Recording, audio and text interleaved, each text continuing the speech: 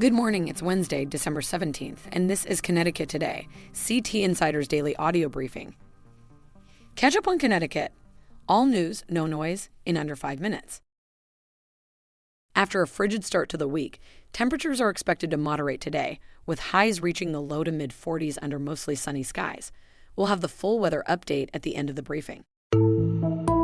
A new state law will allow Connecticut farmers to use drones for surveying crops, planting seeds, and applying fertilizer and pesticides with greater precision.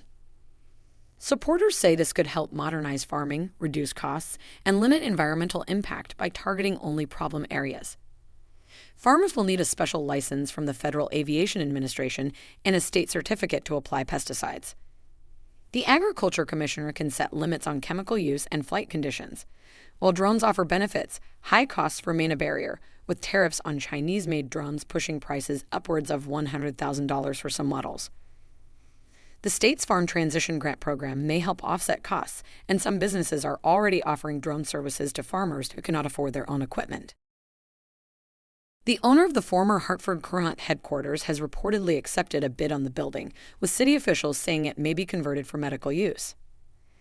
The building, which includes office and studio space, was purchased for more than $6.7 million in 2018. It sold at auction for $725,000, not including fees. A prospective buyer has suggested turning the facility into an MRI imaging center with space for other medical practices. Office vacancies in downtown Hartford remain higher than comparable markets, with a 23% vacancy rate reported for 37 office buildings as of October. A new report from Disability Rights Connecticut has found what it calls an alarming amount of sexual misconduct at your correctional institution, the state's only women's prison.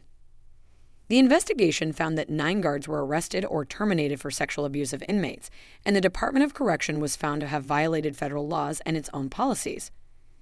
The report says the DOC failed to address systemic issues, including inadequate camera coverage and insufficient investigations into abuse allegations.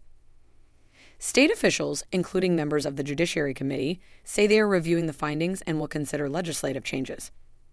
The DOC says it has a zero-tolerance policy for sexual assault and investigates all allegations in accordance with federal standards. In Waterbury, school officials are being cautious about reopening schools after a major water main break left 16 city schools without water.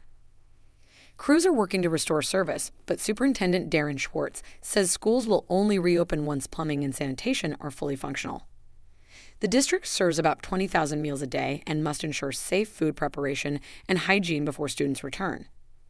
Students have missed 4 days of school due to the water main break and winter weather and will need to make up those days later in the year. Aquarian Water Company, the state's largest water supplier, has notified regulators it will seek an $88 million rate hike, a 42% increase by mid-February. If approved, the average residential customer would see bills rise by about $20 a month.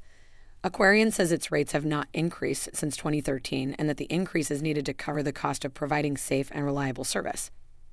The company's previous request for a smaller increase was rejected, and the ongoing dispute over rates and a failed merger with the South Central Connecticut Regional Water Authority has added to tensions. Attorney General William Tong says his office will review the request closely to ensure families are not overcharged. And now for the weather. Wednesday will bring mostly sunny skies and breezy conditions with highs in the low to mid-40s across Connecticut. Winds could gust up to 25 miles per hour along the shoreline. Temperatures will drop into the 20s and low 30s overnight. Looking ahead, Thursday will be warmer with highs in the lower 50s and rain expected Thursday night into Friday. Thanks for listening. For more local news, visit ctinsider.com. This digest was partially generated by AI and then reviewed and edited by our newsroom staff.